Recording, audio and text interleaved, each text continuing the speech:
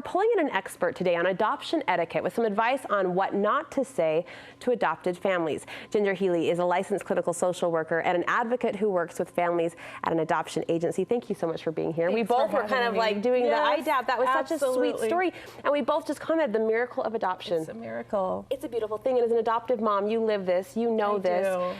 To our topic, though, adoption etiquette, why do you feel other people need to recognize the sensitivity of this situation? You know, I am hoping that we can come together as adoptive parents and non-adoptive parents and not have a divide between us so that there's less judgment, more support on both sides, education all around for everybody, how to handle situations, questions, you know, statements that might feel intrusive or negative. I do always approach these what not to say lists with a little bit of caution because our society these days, we're a very sensitive society. And talk to me a little bit about the balance here. The relationship matters, right, before you open your mouth, and the intent matters in what you're asking. You hit the nail on the head. I think it's about intent. Think about how you would feel if you were asked that question or if your child was asked that question. Are you talking with a friend versus a stranger? What's the situation? And that'll help you know how to kind of handle it. And some of these I can appreciate the curiosity behind the questions, but the way some of these words come out, you just cringe.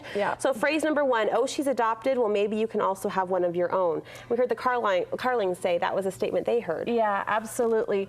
It sends the message that adoption was second best, or if the child is listening, they'll think, oh, maybe mom and dad wanted to have a baby through pregnancy, so am I second choice? And we don't want that. So you can handle it by affirming the child and affirming the family. An adoptive family can say, we wouldn't have it any other way. I love that. I love that phrase. How do you handle it when you receive statements like that? It depends on the situation, but I always tell my families that I work with, you can handle it with humor, you can handle it with education, or you can kind of go into a protective stance of your child.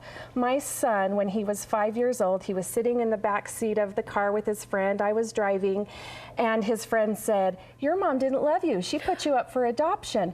I was ready to go into protective mom mode, but before I could say anything, he looked at his friend and said, actually, I'm really lucky. I have 3 moms.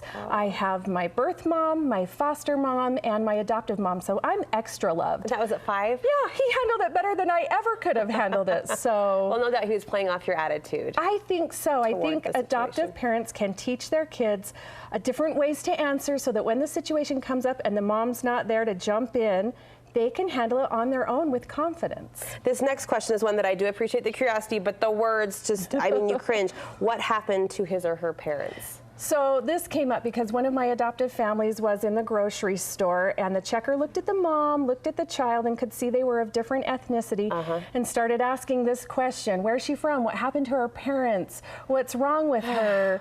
And of course, it was a very traumatic situation. Especially in a public setting Absolutely. like that. So they rushed out of the store and called me crying, and we talked through, okay, when this happens again, because it will, how can you handle it so that everybody feels like it comes out in a positive way? And how did you coach them in that moment to handle that different nationality? I think that you can always say, this is my adopted child, she is my own. You can handle it with humor, like I mentioned. There's always something to bring it lighthearted. I'm glad I didn't have to go through labor and delivery. I wouldn't have it any other way. Just to keep it light. Keep it light. Another statement that's a no-no, well, now that you've adopted, you're sure to get pregnant. Yeah, I hear this a lot. Do you? I think that you can say, well, that's not scientifically true, or you can say, like I've mentioned several times, we wouldn't have any other way. I love that phrase. I know, it just works for a lot of different situations, but the key is to affirm that child. The relationship. Absolutely. This one shocked me because it seems just so harsh. How much did she cost? Are people really saying this? Yeah, and we have talked about intent. I don't know that people necessarily think that we buy and sell children. That we're attaching a monetary worth. But it comes across that way. So, I handle that one with humor by saying he's priceless. But you can also say, we pay for adoption expenses, there's travel costs, there's home study fees.